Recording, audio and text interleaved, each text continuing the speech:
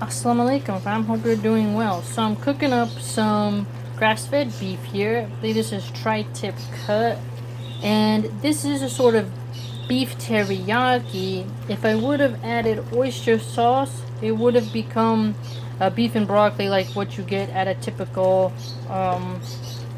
Americanized Chinese restaurant. It is very easy and simple to do. You put a little bit of eggplant, a little bit of garlic, soy sauce, honey, seasoned rice vinegar, or you can do unseasoned.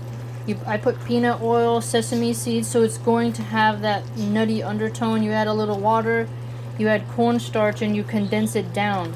It's really easy to make a healthier version of Chinese fast food. If you go out to certain restaurants, they'll put MSG and they're not really using the best quality of beef for you.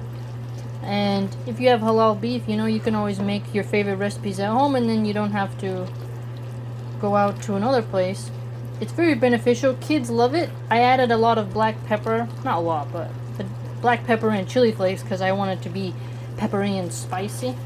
And I added white onion. You can also not put white onion. You could put green onion if you wanted to. But what you do is you put the water in, you make it right, the soy sauce, and then you have to cook it down to where it condenses. So the water will evaporate, and that's where you're going to get your sauce from. So you don't have to buy the bottled sauces for your meals. You can make it from scratch. It just takes time. But once you get the hang of it, you won't even have to measure anymore. It'll just be right off the bat. I didn't put ginger in this recipe. I didn't want any ginger this time. But you can put ginger. And I think you should use broccoli, not broccolini. Broccolini is a little bit longer. The florets are a little bit, not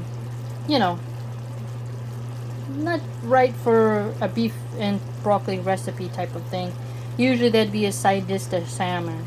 But you could if you want to try cauliflower or broccolini, but I recommend your standard broccoli florets. So hopefully you can try making this for your family, and it's really good. I'm going to serve it over white basmati rice. You could, if you wanted, serve it over brown rice if you wanted to do something like that. Have a great day.